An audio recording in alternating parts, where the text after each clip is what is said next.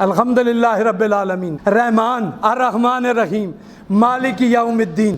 یہ ہے آداب دعا۔ کسی سے بھی کچھ چیز لینی ہو، سب سے پہلے آداب کا طریقہ یہ ہے، اس کی بارگاہ میں اچھے انداز میں جایا جائے، اس کی تعریف کی جائے، کیونکہ وہ تعریف کے لائق ہے۔ الحمدللہ رب العالمین الرحمن الرحیم، جو رحمان بھی ہے اور رحیم بھی ہے، یہ مبالغے والی اس کی صفتیں، رحمان بھی ہے رحیم بھی ہے، مالک یوم الدین، مالک ہے جزا کا بھی اور سزا کا بھی۔ تو یہ ایسا آداب ہے۔ آگے فرمایا گیا ایاک نعبد و ایاک نستعین، ہم تیری عبادت کرتے ہیں اور تجھ ہی سے مدد مانگتے ہیں۔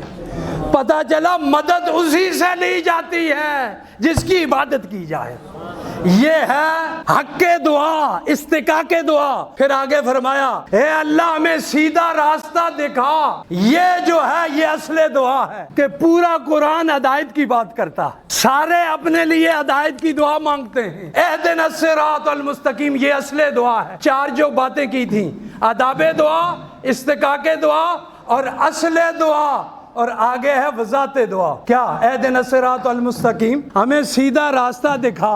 آگے فرمایا صراط الذین انعمت علیہم غیر المغضوب علیہم ولا الضالین۔ فرمایا کہ یہ جو ہے یہ وضاحت دعا ہے کہ کن کے نقش قدم پر چلا جو تیرے انعام یافتہ ہیں، انعمت علیہم، جن پر تو نے مولا انعام کیا۔ قرآن کہتا ہے انعم اللہ علیہم من النبیین والصدیقین والشہداء والصالحین، ان کے نقش قدم پر چلا۔ غیر المغضوب علیہم ولا الضالین، مغضوب سے مراد، مغضوب سے مراد یہودی ہیں اور ضالین سے مراد عیسائی ہیں۔ کہا گیا کہ مولا ان کے نقش قدم پر نہ چلا، جو تیرے نبی صدیق شہداء ان کے نقش قدم پر چلا۔